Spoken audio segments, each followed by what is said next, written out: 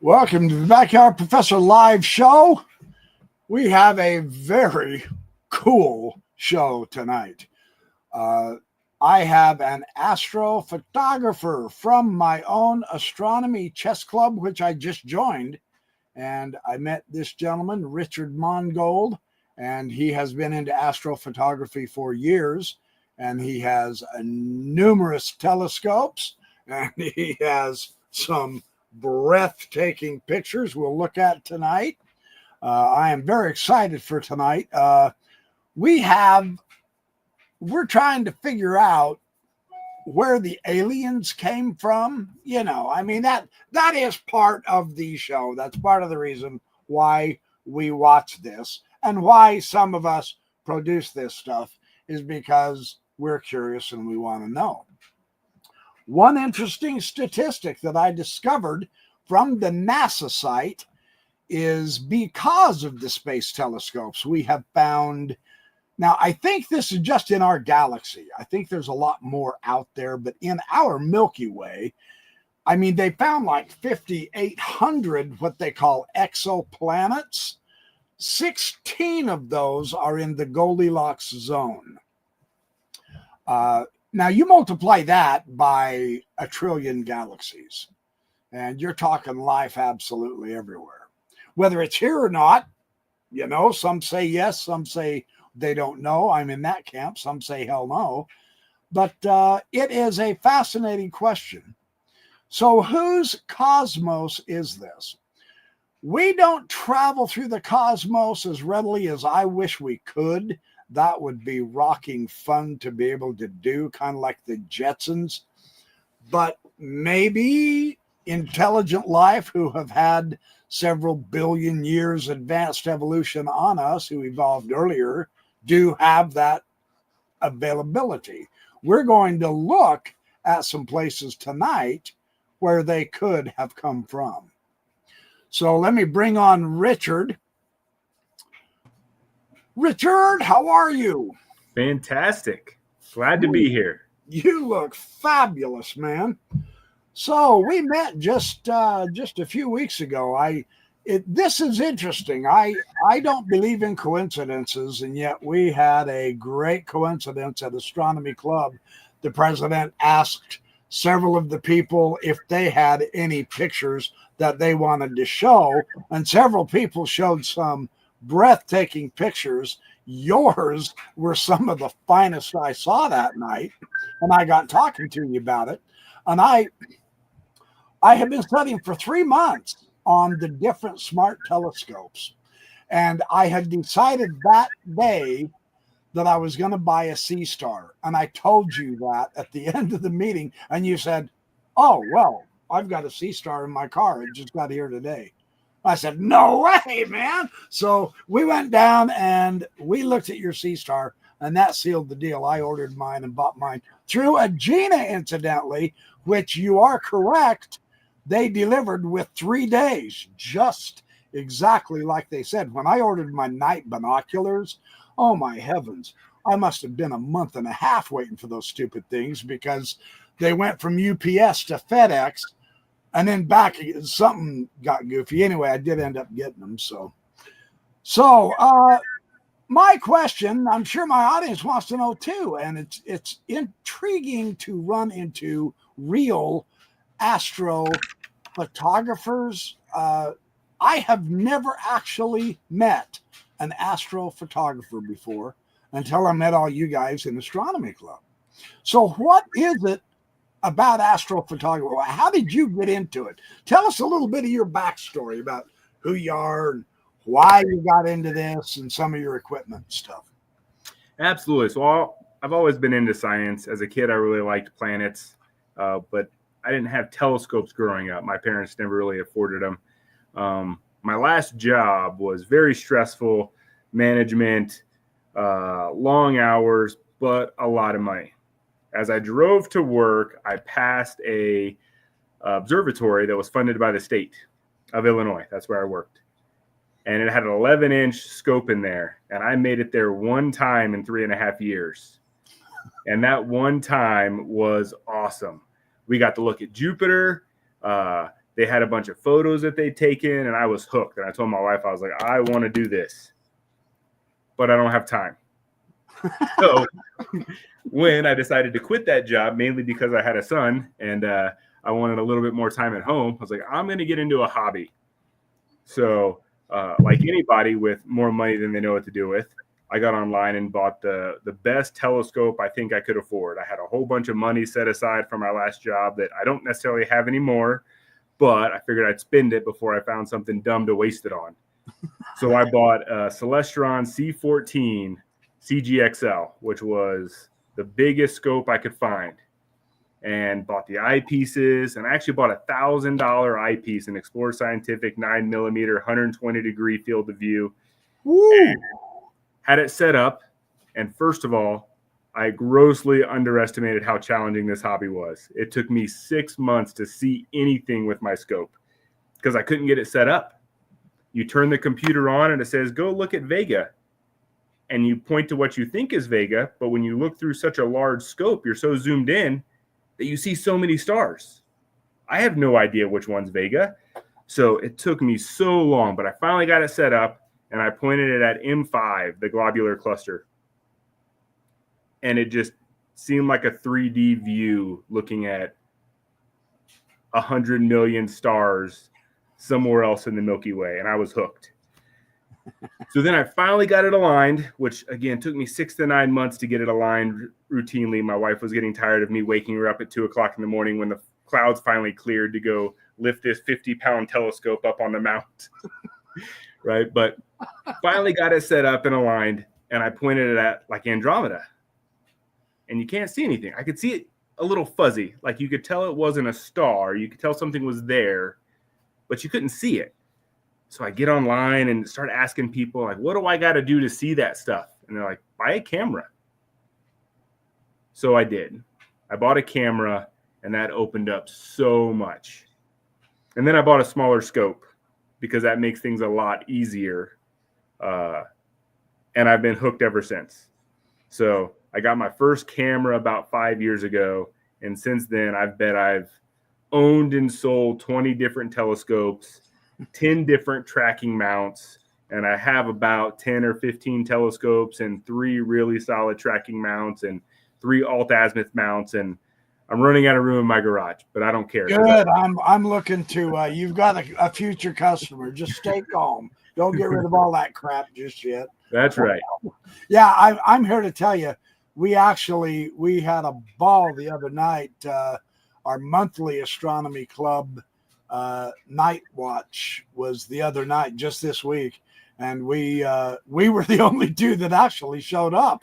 We went out there together, and we had an absolute ball. But man, Richard kept pulling out different telescopes. He pulled out his 6-inch Dobsonian, and he pulled out his 90mm scientific, and he pulled out his Seer Star, and he pulled out this, and it was amazing. We got to look at Jupiter through that was your 90mm, wasn't it? Yep, that was my 90mm Stellaview refractor. Yeah, that was oh hey, my good friend UFO Busters, that UFO show from Australia. This guy has cameras all over the place on the sky. He said he started 5 years ago as well. So woohoo! Good things go in 5s. I started 5 days ago, so I'm the rookie here. So I'm here to learn with all the rest of it. All right, good.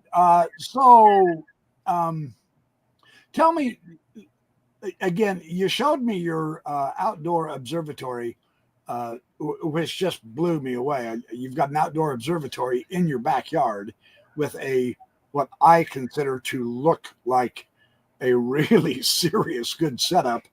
Describe that setup just real briefly. What size scope?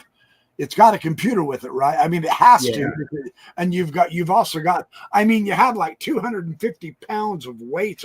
It's got a great big old long bar and great big weights on the end of it. And it rotates in the equatorial mode. I mean, I was floored to see the setup.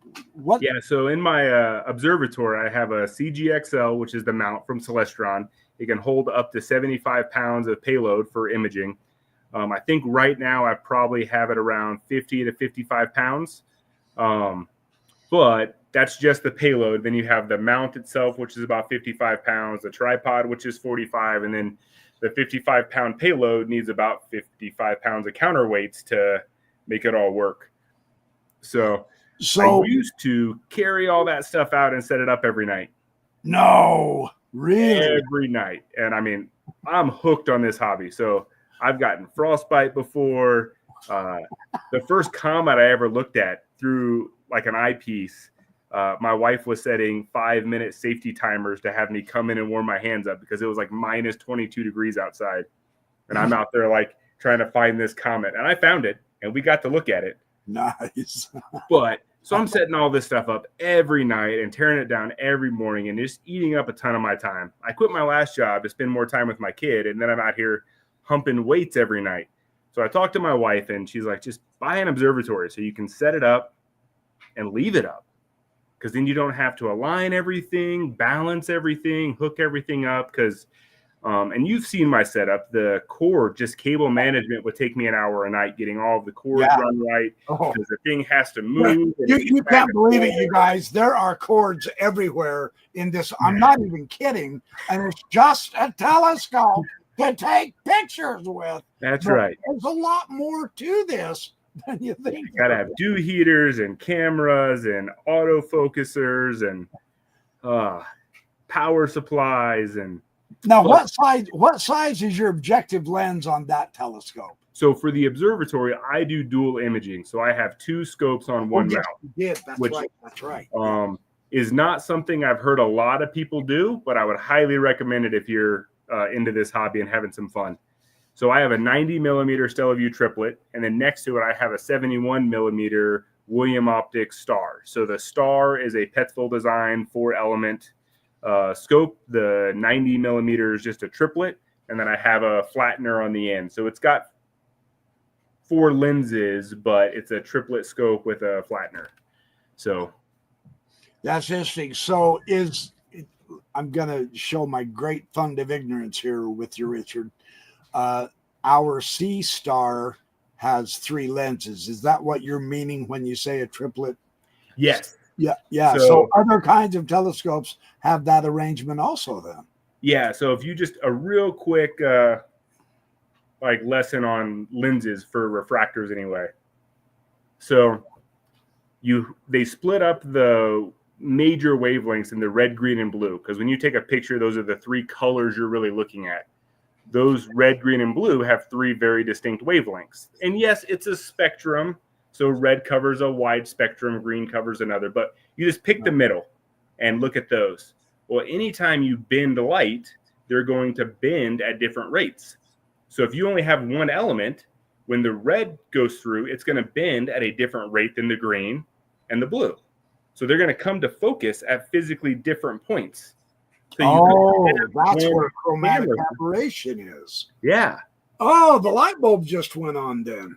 So I don't know of very many telescopes that only have 1 lens. That's not a thing that I've seen that you can buy anymore, but you can buy 2 lenses, and that puts like the blue and the red or the red and the green. You can pick 2 colors, and those can go to focus at the same point, but that third color is going to be off. So then they come up with triplets. Triplets is the most popular style of refractor. If you look at any high-end refractor, it's probably a triplet. And that's so that all 3 colors can come into focus at the same time. And the C-Star has that. If you don't have a triplet, what you're going to see is when you take a picture of a star, stars typically, your average star, puts out white light.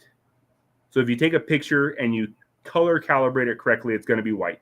Some are different colors, like Betelgeuse, I think, is like a bluish color, and some are very colorful, but the average star is just white. Well, it's white because the red, green, and blue come into focus at the same time. And if you have equal red, green, and blue, you get white. However, if red and green come into focus and blue doesn't, blue is going to be physically bigger. Your red and green are going to be little dots of the star, but then green is going to be a bigger out of focus star. Is that why I'm getting green on the edges of some of my photos?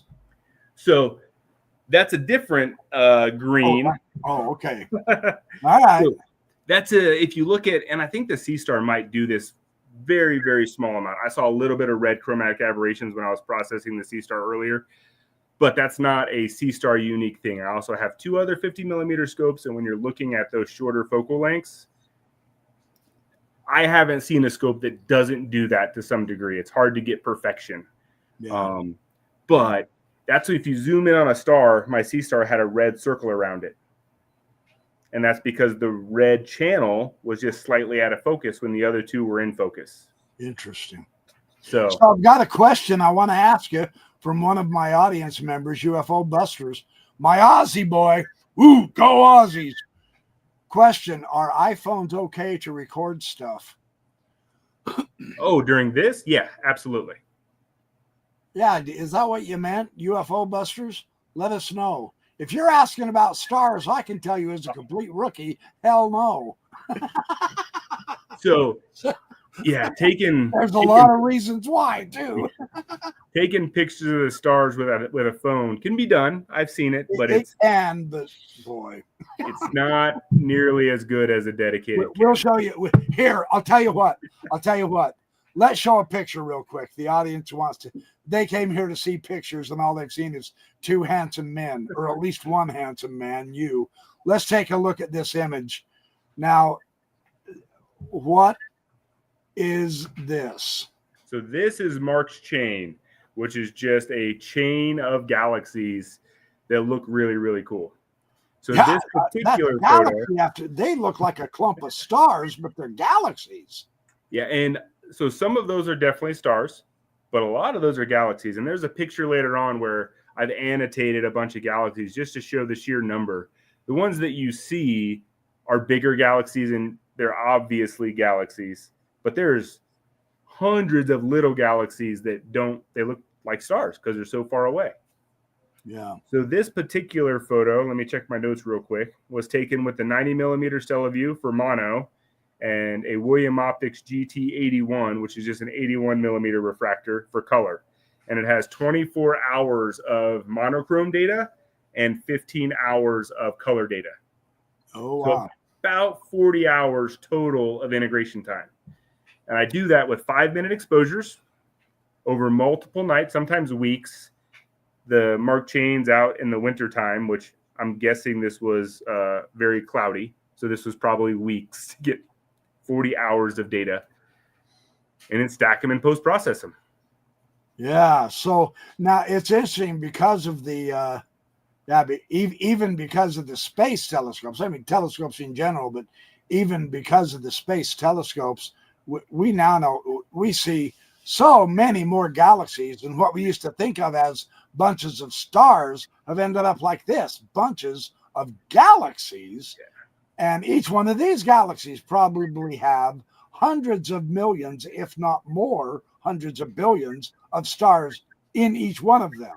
Yeah. That's hard to grasp. That's amazing. Yeah, I really enjoyed looking at some of the James Webb Telescope photos.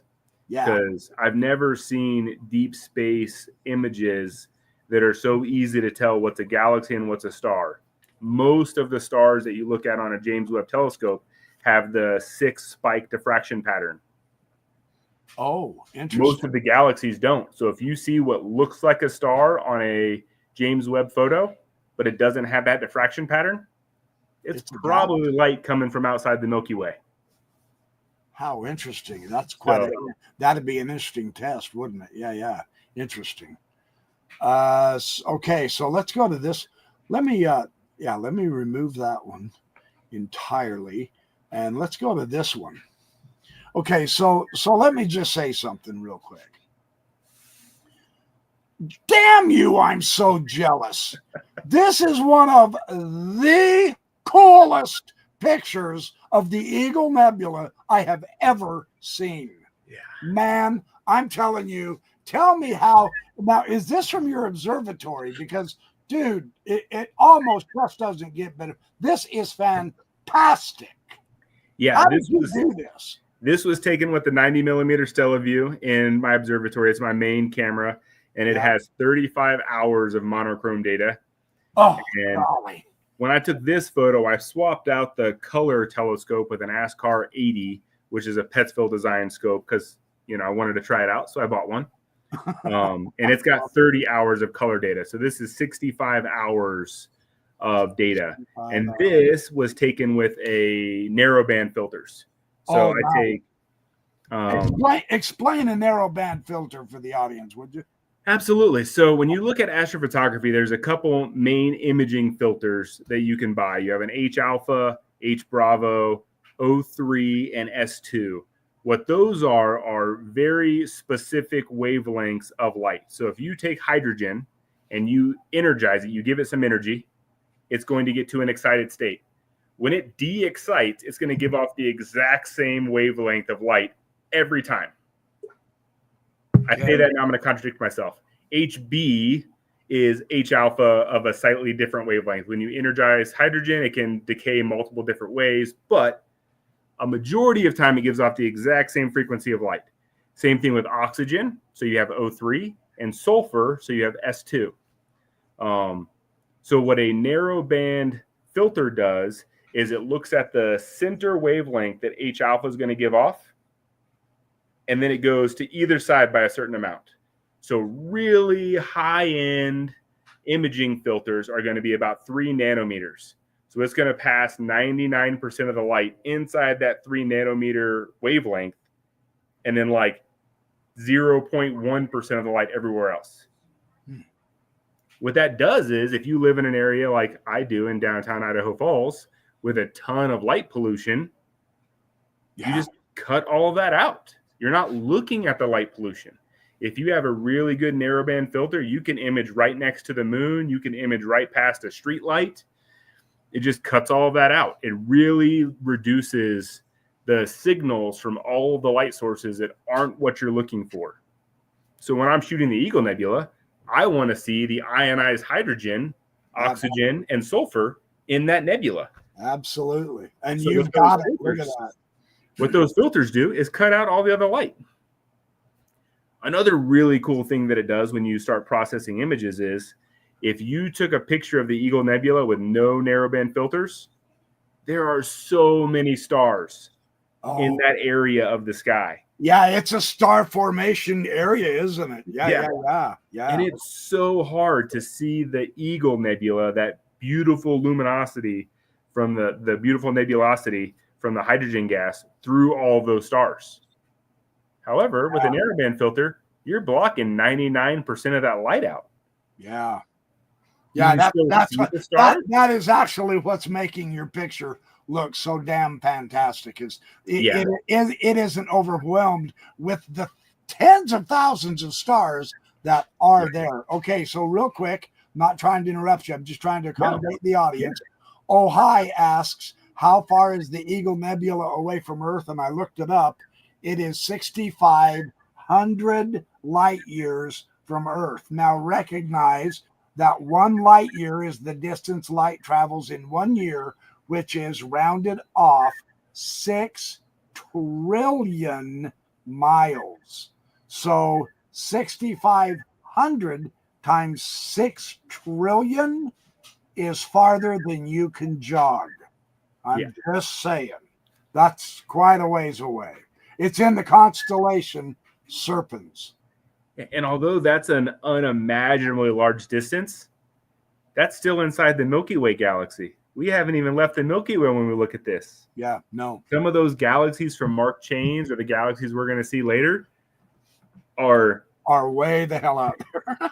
Okay, I've got a quick video clip that I want to play that shows. You can see. Tell me, audience, can you see my little pointer moving around in the screen or not? This is the famous pillars of creation. Look right in the center of that picture. There's some gas columns. It's lighter in the lighter area right in the middle there. There's some gas columns there. Those are called the pillars of creation. The Hubble telescope made this very, very famous. Okay, you can't see it. It's okay. I described it physically. I have a quick 1-minute video clip that is going to completely blow your ever-living minds. I'll show it to you right now about the size of those pillars. Understand this, I still get dizzy watching this. So let me share the screen real quick. I am just dying to do this because it is so astonishing. Okay, share the screen. Okay, can we all see that? Yes, we can. Okay, watch this video. There's no sound to it. It's all visual. This compares the size of our solar system to the size of the pillars of creations. We are that red pixel.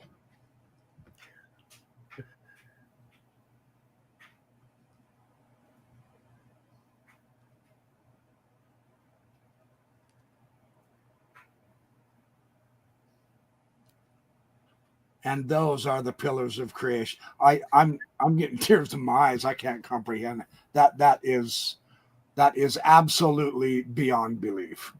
That is astonishing. That is the size of the solar system in relation to the pillars of creation. Hold on. I got to stop this. Okay, so I'll stop the share now. Stop the screen share. So those pillars alone are 5 to 7 light years tall. Okay, now let me open this picture again. Richard, this is the most beautiful picture of I'm serious. You need to publish this, my friend. Right in the middle, the light pink parts, that's what we just saw compared. That's 5 light years.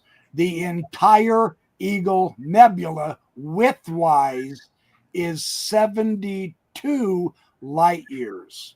And this is still within the Milky Way galaxy. It's just so, it's just so amazing. That anything else you want to add on the Eagle Nebula?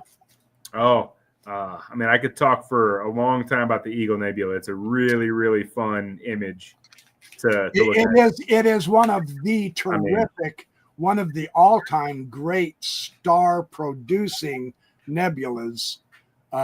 And they find in the pillars. I'm going to be, incidentally, that's going to be my lecture topic in the astronomy club in May that I signed up for. I'm going to be talking about the pillars of creation. And I've got all kinds of interesting situations on the star formations and all that. But yeah, we can't even be a blip on that picture. And that, incredibly enough, this nebula is one of the moderate sized nebulas. I mean, I'm talking 72 light years wide. Now, just to give you a comparison, and you saw the visual, our solar system out to Neptune is a mere 5.5 billion miles. It's not even 1% of 1% of 1% of 1% of 1% of that nebula. And that's just a moderate-sized nebula. This is the joy, the thrill, and the absolute mind-blowing aspect of astrophotography. This is why we got hooked, huh? Yeah, and I take pictures of it in my backyard. And when it comes up, it'll come up. When is it, Richard? In the fall, right? November is the best. October, November, something like that.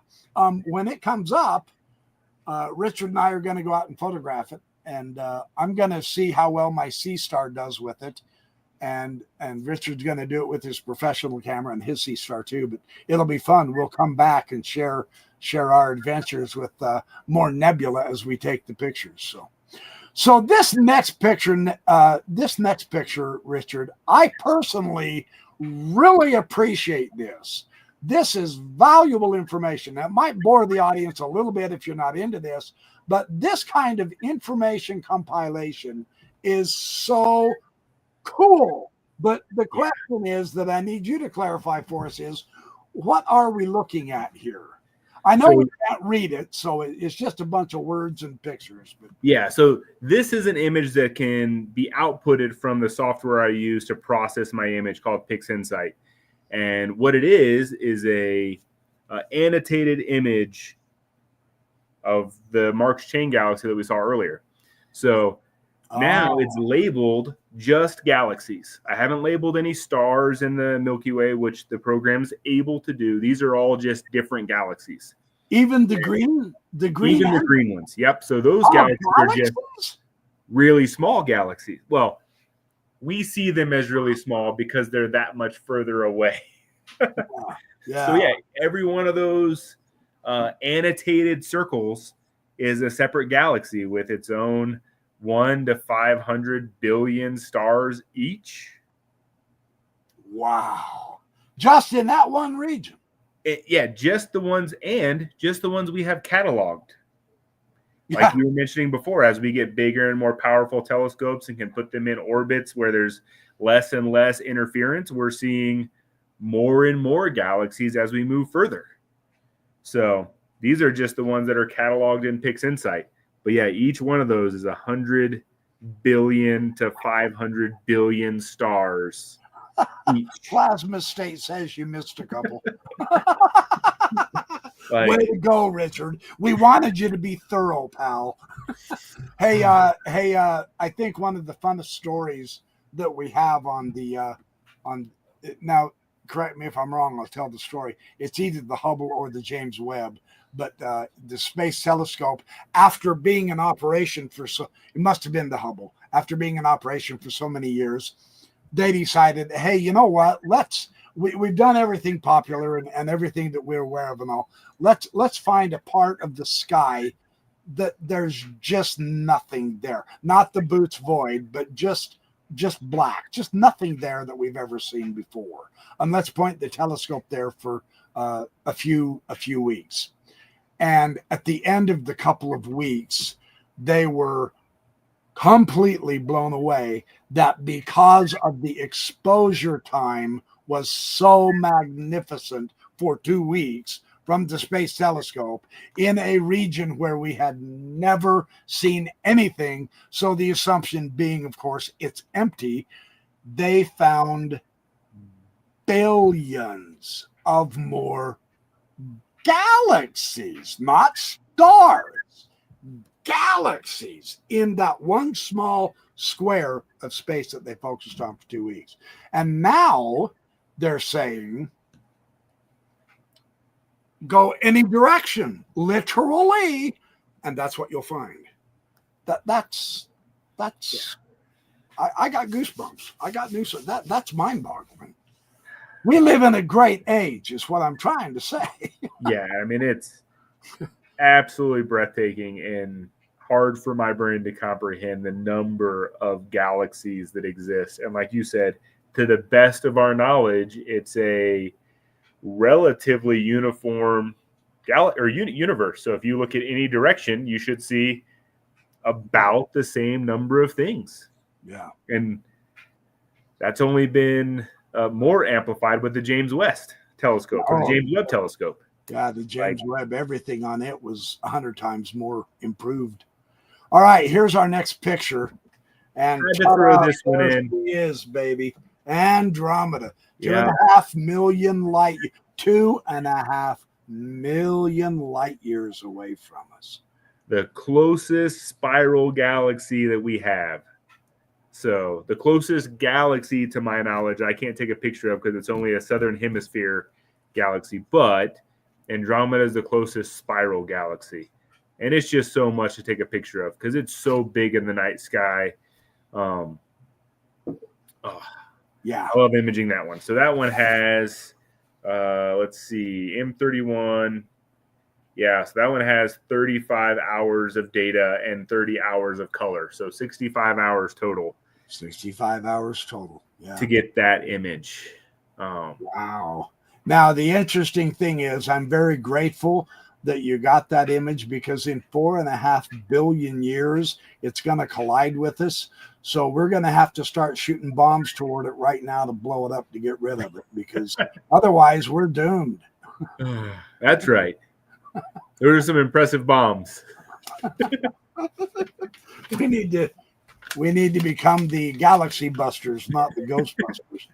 So that is now there is somewhat of an academic issue with this, which is bigger. They used to say the Andromeda was, and now they're kind of, with the space telescope doodahing around up there and sharing the information. Now they're recalculating some things in the masses and all that.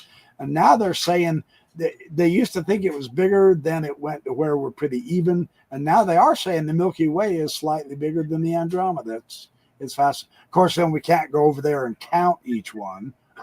Well, and measuring our own galaxy is such a challenge because we're so small on the inside of it. I mean, we definitely have estimates, but the error margins on those estimates are pretty big because we're.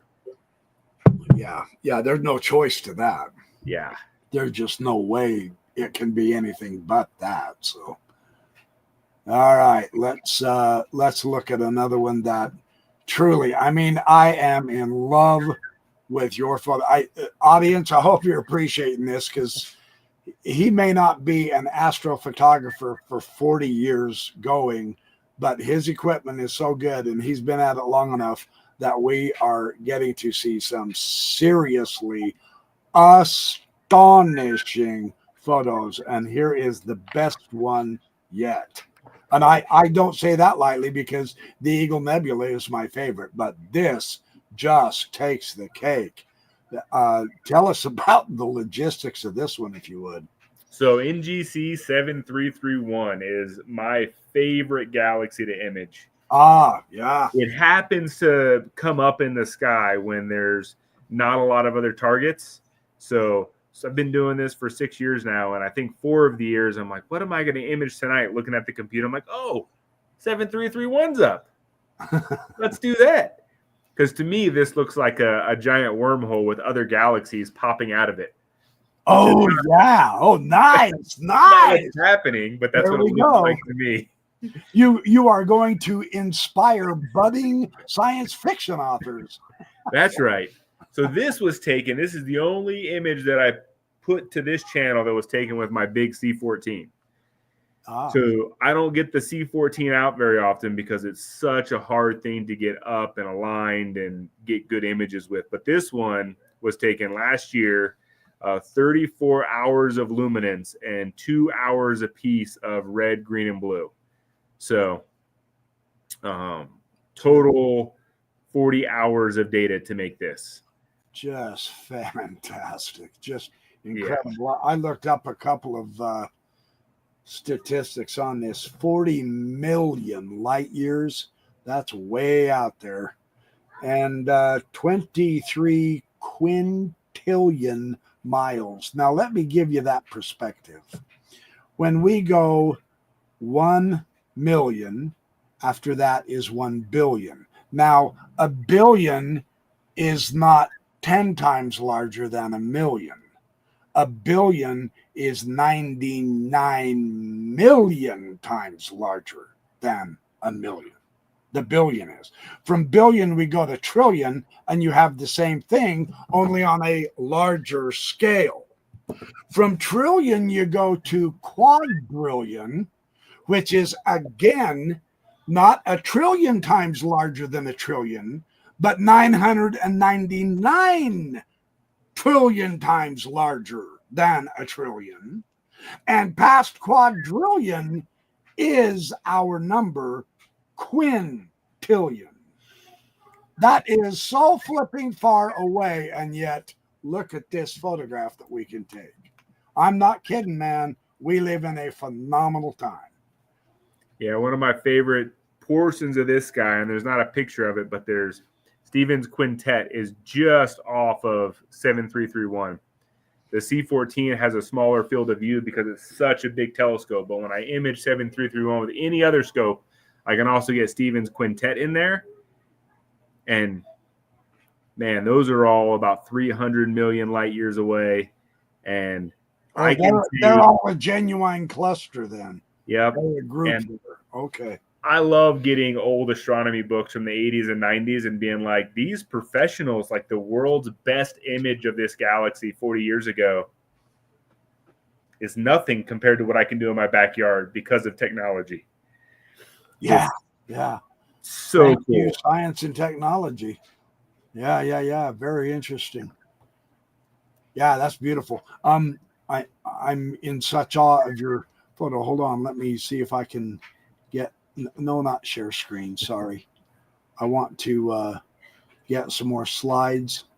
Hang on, and I will see if I can do that real quick. I can. Let's go to, is that the one? No, that's the one we're looking at now. Oh, this is another going to be glorious one. Uh-oh.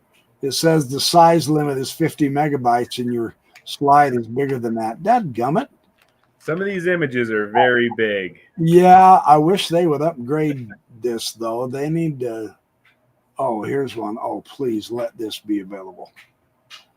Okay, it's coming in. Okay, now, you guys ready to feast your eyes again? I mean, oh, hey, another question from my friend, UFO Busters from Australia. Thank you for your questions, by the way, you guys. How many light years is it to the edge of the observable universe? I would guess at least a dozen. What do you think, Richard? I think the observable universe is like 90 billion. I think, yeah, that's about right. What we define as the edge of the observable universe is when the universe is expanding, which is different than just galaxies getting further and further apart. The space between galaxies is growing. Like we are creating space in this space-time universe. So as we create this space, some galaxies far enough away, the light can never reach us. Even though the light can travel at the Earth at the speed of light forever, it will never reach us because the universe itself is creating more space in between us and them than that light can travel. So it's a calculatable value, and I think it's about 90 billion light years. The edge of the observable universe, these guys say, is 46.5 billion. So you're exactly double. But this has been changing. I mean, there's no real way to look, we're trying, but there's no real way to really know. And it is due to the finite speed of light and the expanse of the universe, like you were saying. So that's kind of interesting. Yeah, finding that number is hard.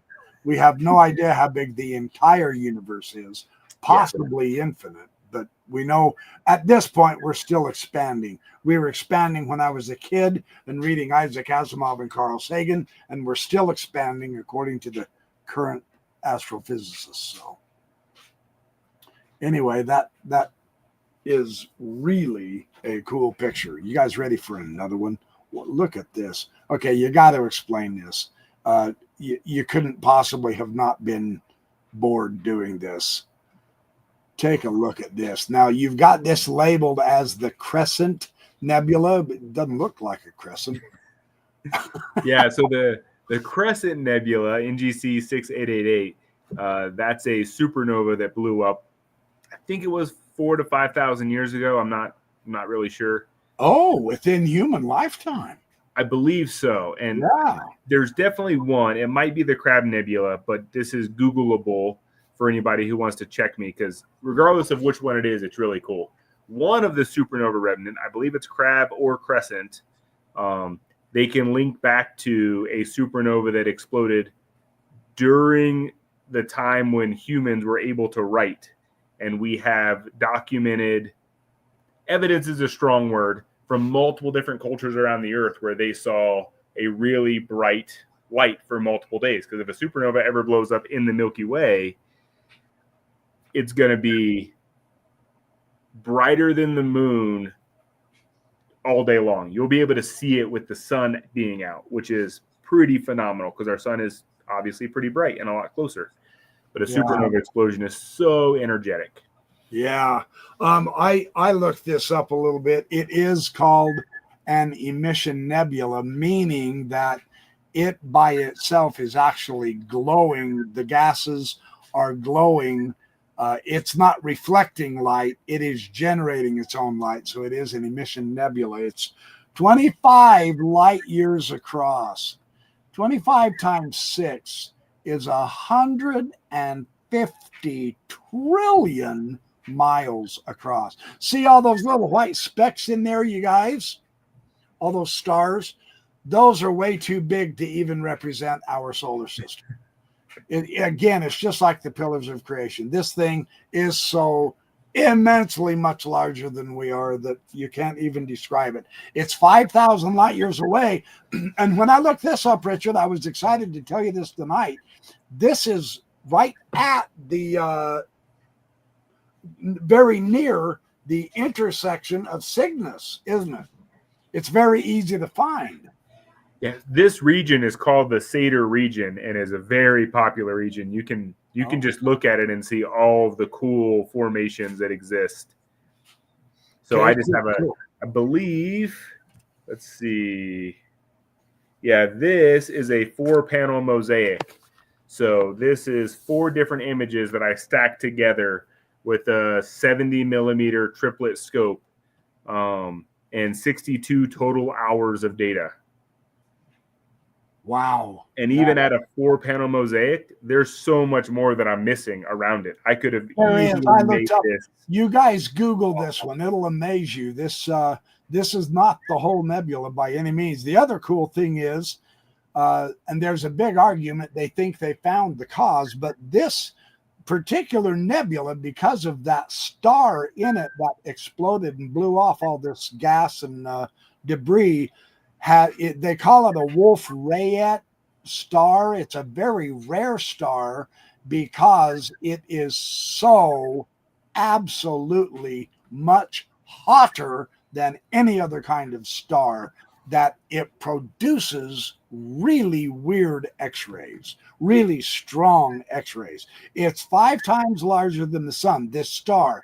After exploding, it's 5 times larger than the sun. It's 10 times hotter than the sun, and it's 21 times more massive and 60,000 times brighter. You just kind of go, wow. The solar wind from it blows at 60,000 miles an hour. That's what's causing it to stretch out. Fun fact, in addition to that, they're moving at 60,000 miles an hour. When I take a picture of that Crescent Nebula next year, it'll look the same. Yeah. Because it's so far away. Yeah. I've only seen one picture where somebody took a picture of an exploding star. It was either the Crescent or the Crab. I forget which one. But they had 3 photos, each one 20 years apart. So they had 40 years of photos, and you could see one itty bitty, like sonic wave move a few pixels. Yes. Yeah.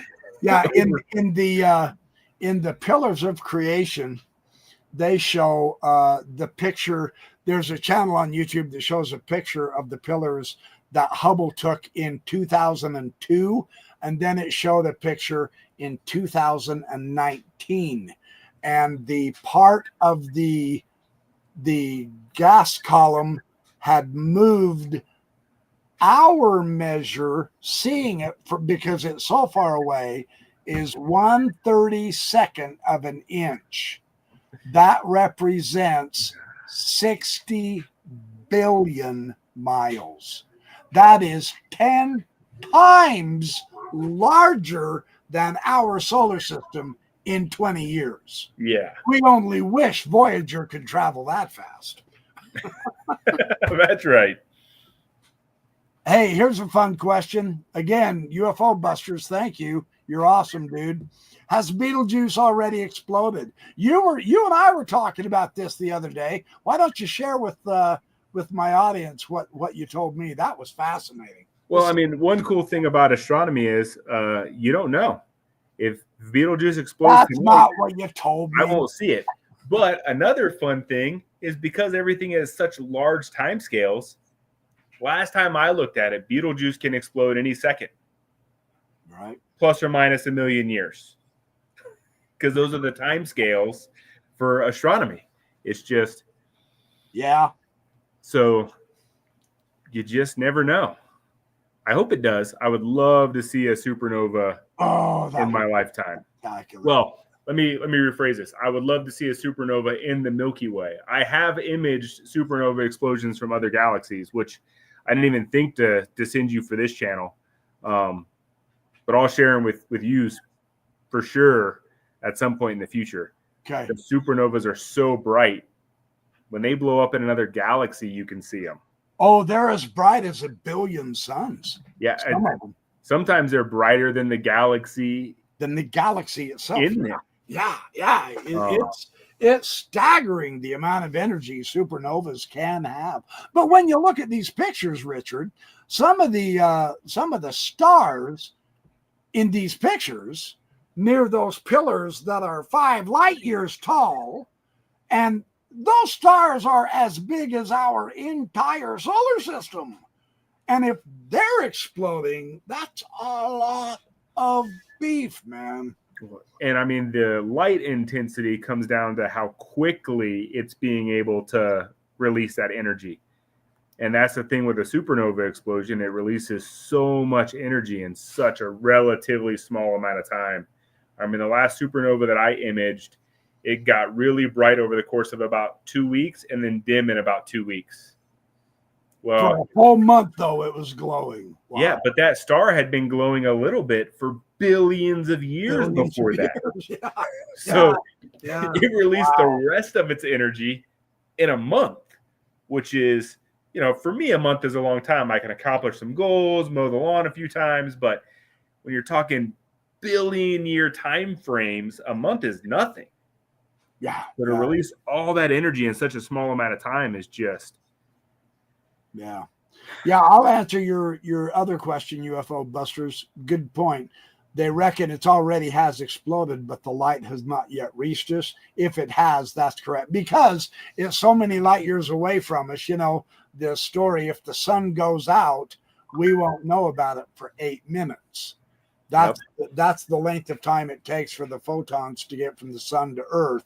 But from a galaxy or a nebula that far away, light years and light years away, it takes that long to reach us. So, yeah.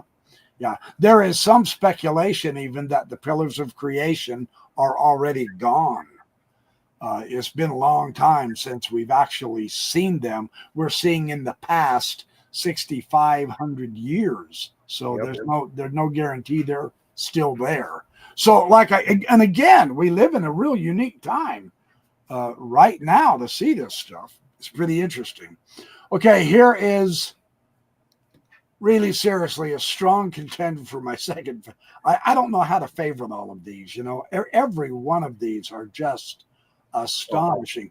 You guys, this is a real thing up in the sky. No joke. I have seen pictures of it, but not like this. Richard, how did you do this? So this is one of my more interesting images.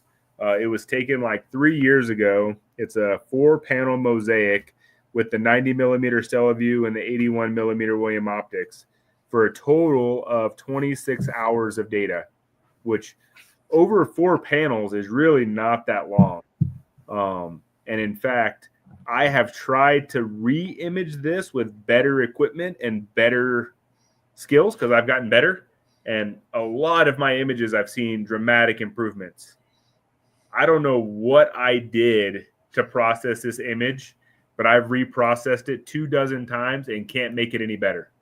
It's just gorgeous. Oh, that's one of the best images I have ever seen, bar none. It is my personal favorite. It took me like 4 weeks to process it. It's actually 4 weeks hanging up right here. It is the first image that I've ever printed on. Oh, hey, is that the one you showed me earlier today that's printed on metal? It is. Would you put that up close to you? Check this out, you guys. He can, the screen's in the way. The reflection because it's so, there you go. Tilt it just a little. Yeah, he printed these on metal, on pieces of metal, man. Yeah. Oh, Plasma State says that would make one great album cover. Wicked. Yeah, it would. That would. So my wife had been asking me to print one of these on metal for about a year. And I was just like, every time I go to print one, I know it's going to get better if I reprocess. I don't want to print it until it's perfect. Well, this is as perfect as I've ever gotten. And it got me into printing them. Well, this thing is 2,100 light years away, so it's quite distant. But here's the amazing thing that I found in my research on this one, Richard. This thing is 110 light years wide.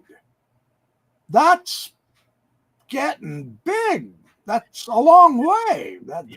There could be millions and millions and millions of stars and planets within that. Actually, it's the remnant of a supernova. Yep. It's not a star making area, it's the remnants of the supernova. So fascinating. Yeah, you can kind of see the explosion. You really can. Yeah. So fun to see that. So when they say, all of the heavier elements come from exploding stars and stuff like that, they're not just making stuff up. We've got the evidence for that. Oh, here's another one. I hope this isn't too big too. This one, oh my gosh. Dude, how do you do it? No, it's coming in. We're going to get to see this one. All right, you guys ready for some more? This is exceptional. I like this one, Richard, because I've seen some close. Oh, shut up, Carrie. Show the picture. I've seen some close-ups of the Fireworks Galaxy, and you actually have it in a larger field context with the open cluster. I think that's awesome, man. Yeah, and one of the reasons why I chose this photo to send to you today is, one, I love it. Open cluster next to a Fireworks Galaxy is awesome. But I really like the fact that the open cluster is very much solidly in the Milky Way, and the Fireworks Galaxy is absolutely not. So what? The Fireworks is a separate galaxy way far away. Oh. I looked that up. 25 million light years away from Earth. So these two don't belong together at all. They just look like they do from our perspective. Oh, wow, dude. That is... I also looked up why they call it the Fireworks Galaxy, which is really fun. In 100 years, it's had over 10 supernova. And our galaxy only averages 1 per century. So, I mean, this thing is exploding all the time. That 10 years. So, yeah. So I just kind of looked it up real quick, and like you said, the Fireworks Galaxy is, I forget exactly what you said, but something like 20 million light years away. Yeah. The open cluster is only 5.9 thousand light years away. Oh my gosh, I mean, that may as well be as far as from us to the galaxy. Yeah, and I mean, we don't. It's really hard, and my telescope can't. Some of the larger telescopes can do it for Andromeda because it's close, but it's really hard to pick out single stars in other galaxies because they're so far away. Are there exceptions? Yes. When one goes supernova, it's so bright you can see the individual star. But and Andromeda, some of our bigger telescopes can pick out star clusters and individual stars because it's so close, but Fireworks being 20 million light years away, can't see an individual star. Putting that right next to an open cluster where you can see a whole bunch of beautiful stars clustered together inside the Milky Way is just, I love that framing. Yeah. Where we're at. I am so with you, man. Oh, that's beautiful. Well done, man. Oh, all right. Let's look at another one. This is just, I don't know about my audience, but I'm telling you what, this is spectacular. Okay, that's the one I've got up. Oh, here we go. Oh my, please don't be too big. Nope, it's not. It's coming in. Woohoo! Okay, you guys, you ready to have your flipping socks blown off you? You think I'm kidding, don't you? Watch what Richard is going to show us now. It's still processing. Give it just a moment. This, not only the the size you can't comprehend, but the energy you simply can't comprehend. I don't know how. It's hard for me to even shut up and show the picture. All right, what is this magnificent picture of? So on the right, you have the Rosette Nebula, which is just a beautiful nebula in and of itself. And then over on the left, kind of more in the center, but you have what they call the Cone Nebula, and it's hard to see, but in the center, a little off to the left, you see that little triangle.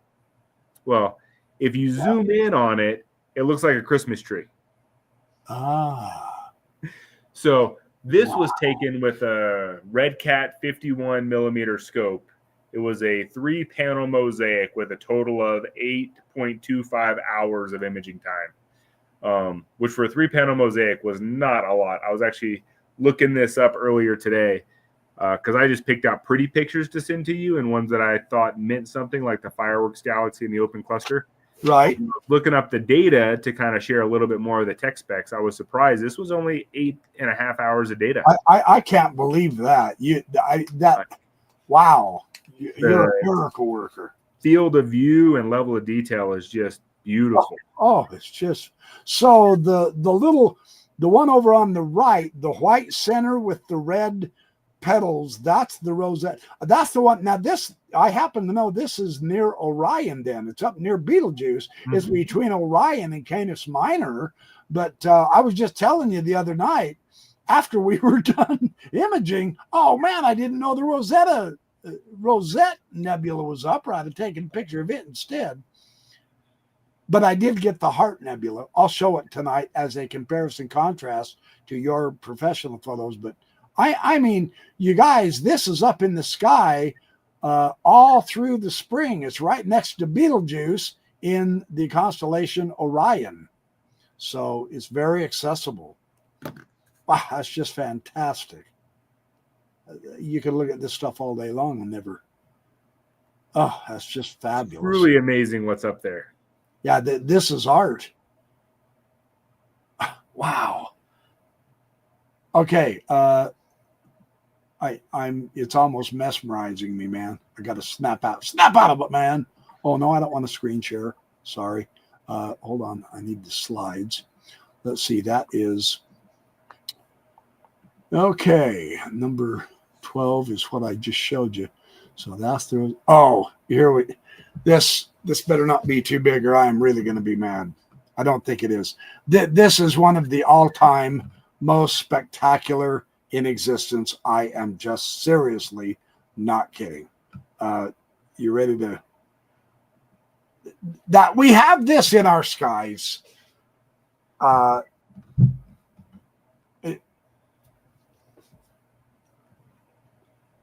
can't even. I'll just show you. Oh, yeah. I mean, wow. Helix Nebula, That also referred to as the Eye of God. The Eye of God. I mean, holy mackerel, man. Come on, that's beyond incredible. Beautiful. That's So this was. It is a remnant of a supernova too, isn't it? It is. Yeah. This was taken with 127 millimeter Explorer Scientific, the ones that are up in my yard right now, which I showed you yesterday. Yep. 37.5 hours of mono data and 35 hours of color data. So a little over 70 hours of data for this picture. Well worth the time, because that is the most beautiful picture of the Eye of God I've ever seen. And it's just breathtaking. It is. I do have just a couple of things.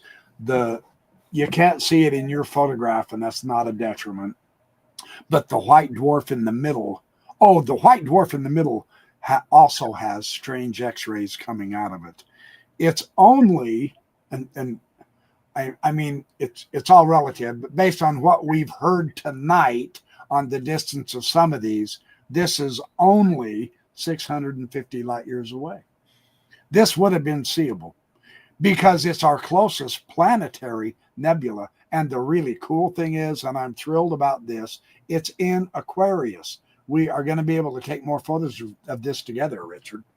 I love it. Yeah, I'm excited. The 650 light years away, just 36 trillion miles. That's nothing. I mean, you could almost drive that far. Look at that. Yeah, that is just so well done. I let me say too, really, thank you for taking that amount of time to get this quality of an image. It just, wow. Yeah, I'm out there shooting all the time, and a lot of times I'm only taking 5 or 10 hours of data, but sometimes you just get 5 hours of data and stack it together, and you're like, I got to see more of this. This was one of those times. Yeah.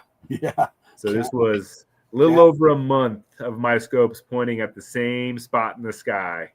Yeah. But and worth that's it. What you see. Yeah. No kidding, right? All right, let's take a look at another one that is also truly. Oh, yeah. Okay, now this will be fun for me to do. Okay, before I show this one, Richard, I want to show mine from the Sea Star. Okay. All right. This will be fun to compare because, quite frankly, I was surprised at how well my Sea Star did. Now, understand, the Sea Star is not a professional telescope. It's more in line with, I mean, I'm a beginner. I'm very blessed to have Richard as my almost next door neighbor. So I have a direct teacher to help teach me all the technicalities of astrophotography. And so I'm very fortunate that way, and I'm going to take advantage of that. But to get you started, and no, this is not a paid out. I'm not getting paid by Sea Star for this advertisement, but the Sea Star is truly just, it's so easy. Even a numbskull like me can run it. And if I can, any of you guys in the audience can. I'm not just saying that. I'm serious. It's easy. It's fun. It's interesting. It gets you out breathing the fresh air and looking at the night sky. But look at what it can do. This is the Heart Nebula. Now, the downside of the Sea Star is it has a real small chip. And so see that real bright spot in the center? That is the heart of the heart. And you can see that loop going up above it. That's the small lobe of the heart. And then it cuts off the large lobe of the heart simply because the Sea Star zooms in so well. Now, and that can be advantageous. In this instance, I wish it was a bigger chip because I would have liked to have gotten the entire heart. But it's not going to discourage me from absolutely loving using my fantastic Sea Star, right? So, with that said, I'll leave that up there so that you can see. I was astonished that, and this was like a 20-minute exposure. I was shocked that it gave me that much detail. Really, really fun. Not disappointing at all until some guy named Richard came along and showed me this. And okay, so here's my version of the heart. And it's processing. Be patient, my friends. Here is what the heart is supposed to look like. I'm blown away. That's so magnificent. I can't. The bottom one is the heart. There's the middle, the white part. The white part, that's basically my entire picture. But you can, please tell me you can see the difference in these two. Come on, Richard. You had to be thrilled to get that. That's breathtaking. Yeah, I mean, that's one really interesting thing that pictures have a hard time showing, just how big things are. So like you were talking about the field of view of the Sea Star being really small. Well, that's perfect for a lot of nebula. Yeah, but this nebula is just so big. This was actually taken with an 85 millimeter lens, not a telescope. So really wide field 85 millimeter lens. I did use an astro camera. So when you start getting into astrophotography, there's really sensitive cameras that you can cool off to get better signal noise ratio, blah, blah, blah. So it is an astro camera, but this was actually taken with an 85 millimeter Canon lens because it's Wow. The field of view is just so much bigger than any of my telescopes can get. But I love the heart and soul. You get the double star cluster over there on the left. I was just getting ready to mention that. Yeah. And now they actually call this the heart and soul of the cosmos. The Heart Nebula is the lower one. The Soul Nebula is the upper one. And the Soul Nebula, that small thing that looks almost like a beetle bug or even a ladybug, that thing is 110 light years wide. Yeah. You heard me right. Light years, not miles. 110 light years wide. That smaller one there is a third again larger than the Eagle Nebula, where the pillars of creation reside. Yeah, I mean, this is a really hard target to get with a conventional telescope because it's so big. That's why I used a lens, a camera lens. But it's one of those that I know our astronomy club just got one of those night vision binoculars. I've gotten to see one of those, and this is one of those nebula that you can just pick out of the sky because each one of those nebula is about the size of the full moon. So, I mean, it takes up a large portion of the sky. Yeah. So your bigger telescopes that can zoom in on stuff really well just don't do it justice. No, they really don't. No. So, and I mean, yet I had such a fun time. I actually captured that heart when we were out there in Roberts the other night. Nice. That was a lot of fun to do. You were showing me all those, we're looking at Jupiter through your telescopes. You were showing me how the computers work. God, that was cool. That was so flipping cool. All right, let's see. Okay, that's slide 13. I'll leave it up there. Hold on. Let's go look at another. We have a couple of more we'll share with you, and then we'll call it a night. And I suspect we'll want to have you back because you have so much more. I know my audience is telling me in the comments that they're loving this. So, oh, yeah. And you know what, Richard? I have to say, in all sincerity, I hate you for this photograph. I want so bad to take this good of a picture. I can't see straight.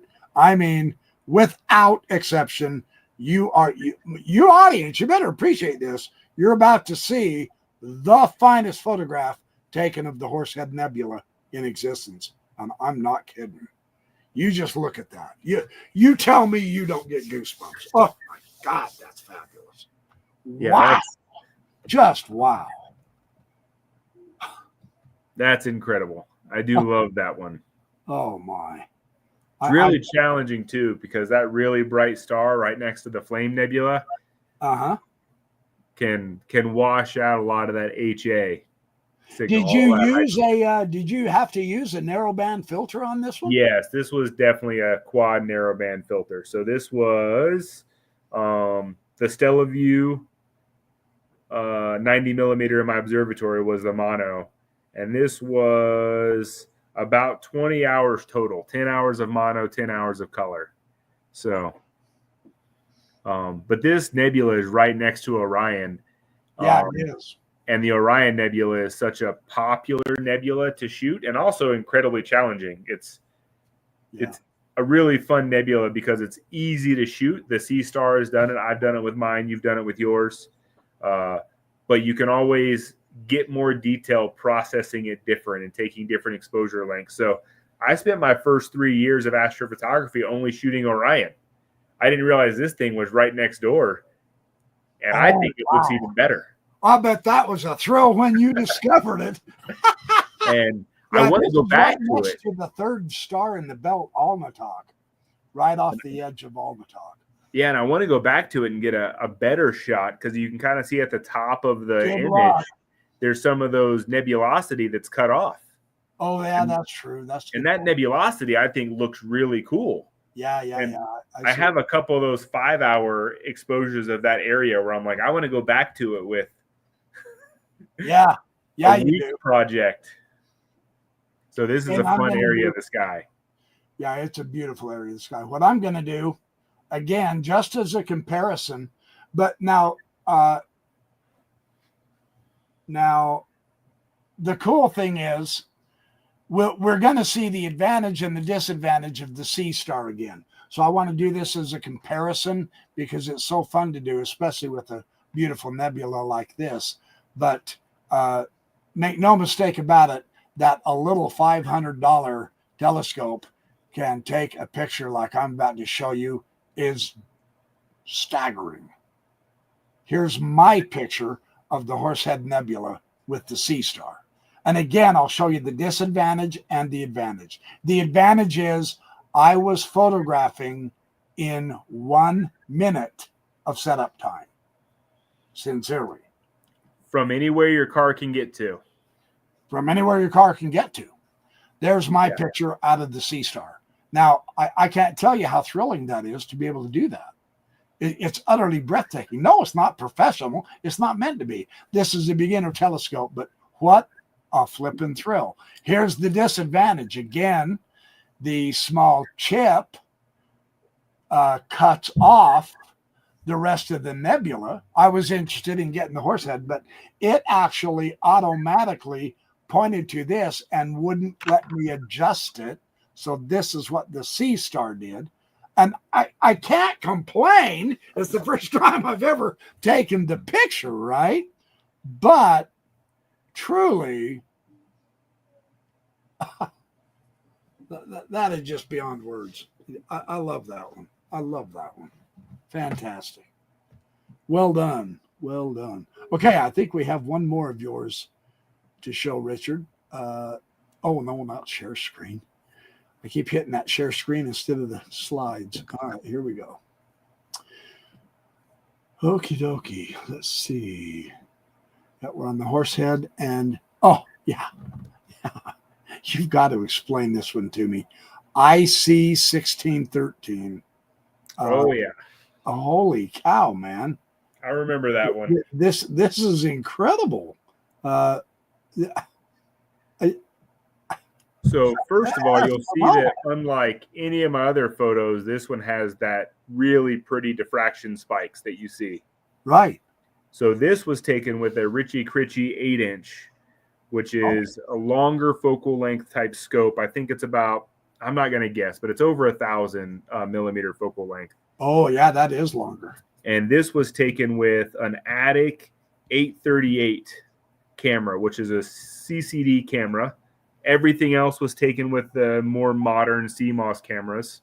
I actually am still looking for a really nice CCD camera because it has some advantages that the CMOS doesn't have that is really only applicable for your longer focal length scopes. But I wanted to take this image because I took so many pretty spiral galaxies. I kind of felt like I was doing a disservice to the other 90% of galaxies out there. So this is IC 1613. It's got, a similar 100 to 500 billion stars in it. It just doesn't look like a pretty spiral. It doesn't have the accretion disk and the dust veins, but it's still a galaxy. Oh, it's still a couple 100 billion stars hanging out. It's still so beautiful. You got that possibilities. Yeah. So I just noticed, and I will do this. When I showed my wife my picture, I said, "You'll never believe what I got tonight. I got this," and she goes, "What's that little dark penis doing there?" Apologies to my wife, but damn, that's funny. So I told her, I said, "Honey, it's a Horsehead Nebula, and that thing is now get this, you guys, true story, 7 light years tall, 42 trillion miles. That Horsehead. It's a big horse. Oh, huge horse. That thing it would take 150 150,000 solar systems to stretch across that Horsehead. 150,000 solar systems for that. So, yeah, quite the picture. Oh, thank you, Diamond Dave. Yeah, we've been live for the last hour and a half. Welcome. Good to see you here. And you know what I love about this is how clear you got the guy. You made. I mean, your post production here is super. How many hours did you say actual production was on it? So this was. So 20, what? Okay, go ahead. Oh, this was 23 hours total. Okay, very good. So, and if you look like at that bottom star, you can see how the diffraction spikes aren't really even, and there's some distortion in the star. When you start moving away from refractors, then you start getting into aligning telescope optics with mirrors and secondary mirrors and collimation, which we talked about a little bit. Right. And when I took this, it wasn't perfect, and that's why you see some of the distortions. It's your collimation? Yeah. And that issue was, I think, more, just to be a little bit more technical, more of a back focus issue, because in the center, the stars look really good.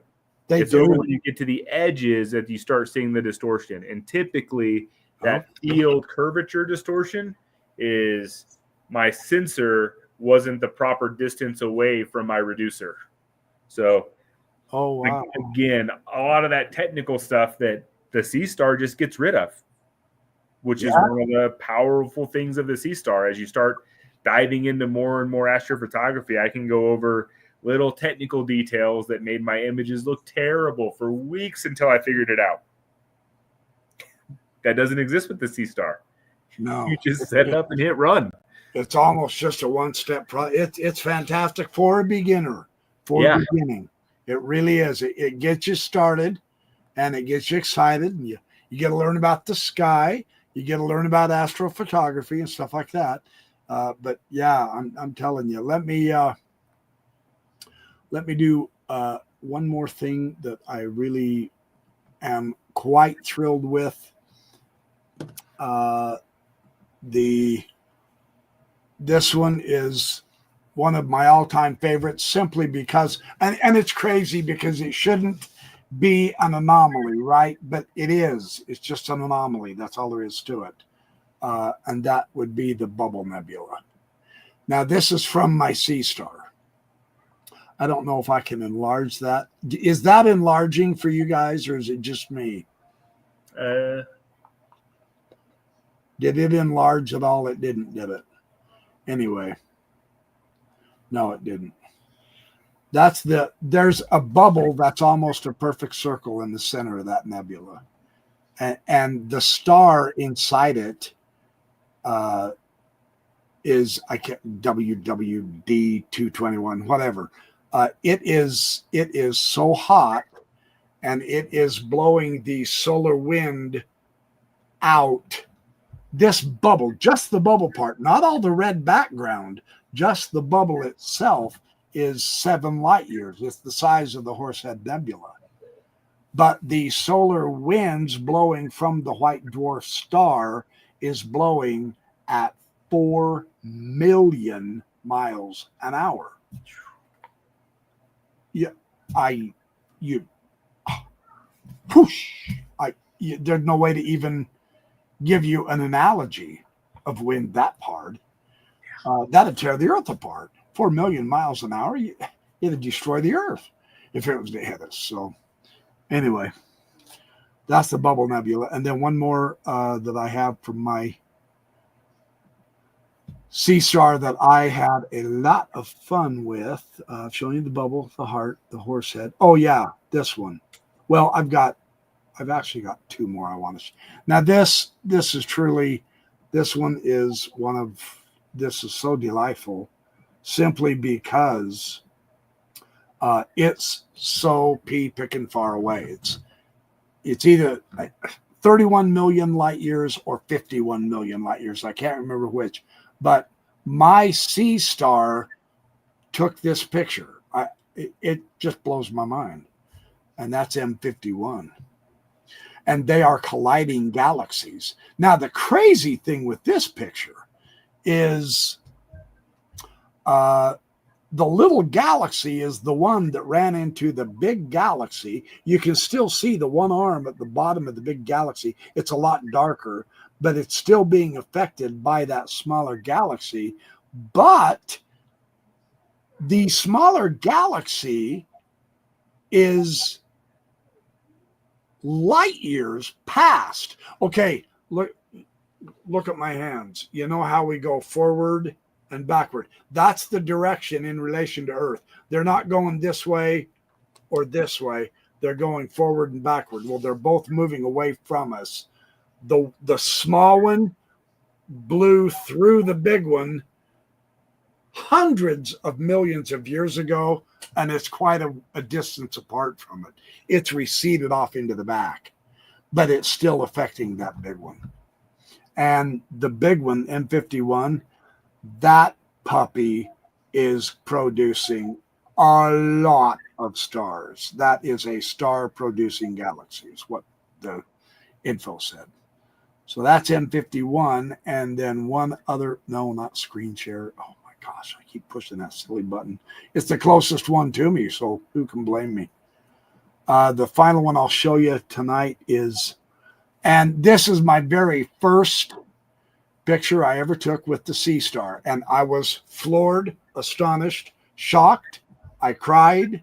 I'm not going to be embarrassed about it. I was just so blown away and overwhelmed that I could take this kind of a picture. It's been a lifelong dream, and I was able to do it. And there is the Orion Nebula. My sea star took that picture, man. Now notice, again, small chip, but the sea star didn't quite get that fully centered. Darn it. I wish it would have, because it did cut off some of the nebulosity on the right side. But that's pretty good. That's not bad. And that one was, if I remember right, was that the 90-minute one? I went an hour and a half. I wanted to make sure my very first picture was good enough to show people. So I think I did that one for like an hour and a half with the sea star. Most people who use the sea star, and they'll tell you this online and in the YouTube videos, they'll do a 10 to 20-minute exposure and call it good. This is a 90-minute. So anyway, that's the fireworks we have for you tonight. I'm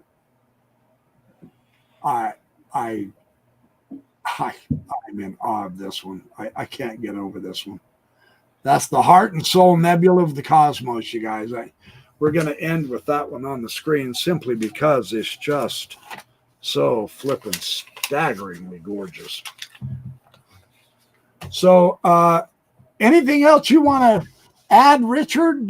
Maybe some hope for us budding astrophotographers or UFO finders or anything like that? Nope, nothing else to add. It's been a pleasure, and hopefully we can do it again. I have plenty of photos to share, and I plan on taking them for years to come. Yeah, I'm going to start becoming the picture taker with you too. We'll have you on again. I know my audience would really enjoy that. We'll do some more when you get some other really cool, nice pictures, and we will have a good time. Thank you, everybody, for all your attendance. We appreciate all your enthusiasm. Thanks for hitting the like and subscribe button, and for the financial donations. Appreciate all of it. We love doing this. We couldn't do it without you. So we want you guys to have a great week, but keep your eyes peeled. I'm going to try to produce more videos. I wasn't able to this last week. I'll get it going this week, and next week we'll have another good live show. And yeah, they're loving you, Richard. So this is good news. Thanks, all you guys. We're going to head out. There might be a spot in the sky we can go take an image tonight. It's only partly cloudy, Richard. So what are we doing online? Let's get outside. All right. See you later. Stick around, Richard. I'll talk to you for a minute. Sounds good.